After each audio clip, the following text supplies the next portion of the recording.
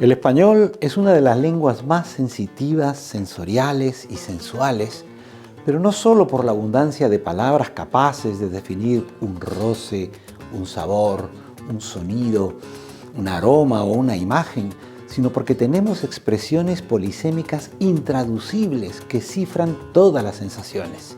Por ejemplo, cuando le decimos a nuestra pareja, "qué rica eres" o "qué rico estás", se lo decimos con el cuerpo y con nuestros 5 sentidos porque olemos, oímos, paladeamos, sentimos y vemos, aunque tengamos los ojos cerrados.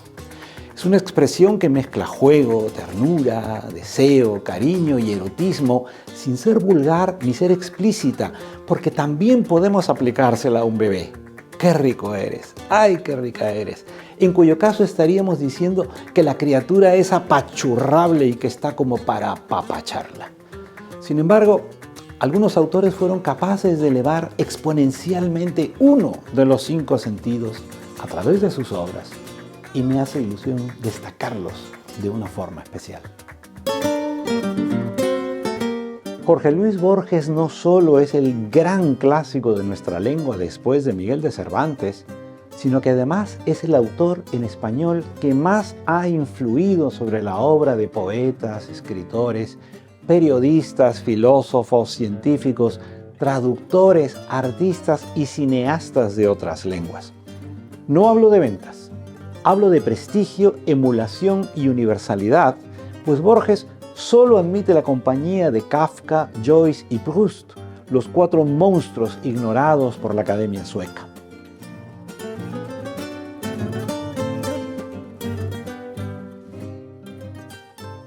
En el cuento del Aleph, Borges llevó el sentido de la vista más allá de los límites de la condición humana, pues su visión fue calidoscópica, mística y multiversal.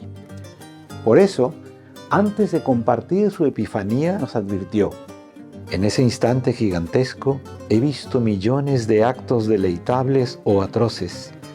Ninguno me asombró como el hecho de que todos ocuparan el mismo punto, sin superposición y sin transparencia.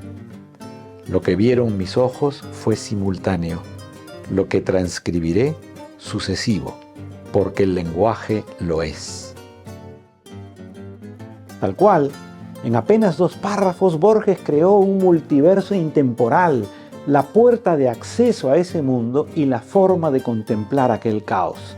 Hallazgos narrativos que a su vez han reverberado en la filosofía, el cine, la ciencia y el cómic, porque el cristal Nkran, el nexo entre realidades del universo Marvel, está inspirado en el Aleph, y porque la película Todo a la vez, en todas partes, llevó a la gran pantalla el vórtice torrente que Borges ya había entrevisto en Discusión, cuando sentenció: todo está en todas partes, cualquier cosa es todas las cosas. Conocemos textos que desde la antigüedad nos hablan de revelaciones, hierofanías o iluminaciones, pero Jorge Luis Borges ha sido el primer escritor que narró en forma escénica la visión del caos y la convirtió en un pellizco del alma.